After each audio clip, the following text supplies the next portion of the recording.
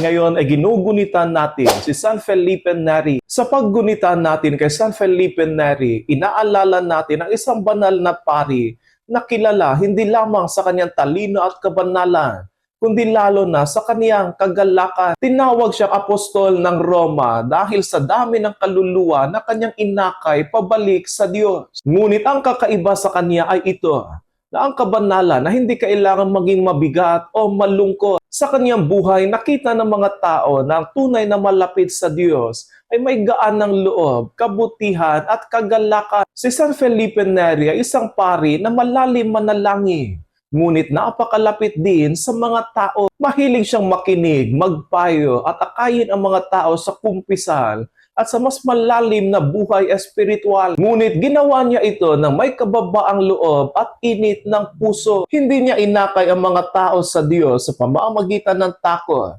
kundi sa pamamagitan ng pagmamahal at kabutihan. Alam niya na ang puso ng tao ay madaling mabuksan kapag nararanasan nito ang pag-ibig ng Diyos. Isa sa pinakamahalagang aral mula kay San Felipe Neri ay ito, na ang kabanalan ay hindi hiwalay sa tunay na pagiging tao. Maaari tayong manalangin ng malalim at sabay maging masiyahin. Maaari tayong maging banal at sabay maging magaan kasama ng iba. Minsan kasi iniisip natin na ang kabanalan ay laging seryoso at mabigat. Ngunit ipinapakita ni San Felipe Neri na ang Espiritu Santo ay nagdudulot din ng galak. At ang galak na ito ay isang makapangyarihang patutuo sa mundo. Bilang pari, ipinakita rin niya ang kahalagahan ng pagiging ama ng kaluluwa. Hindi lamang siya nagturo ng doktrina, inalagaan niya ang mga tao. Tinulungan niya ang mga ito na maging malapit sa Diyos sa paraang personal at puno ng malasakit. Dito natin makikita ang tunay na puso ng isang pari.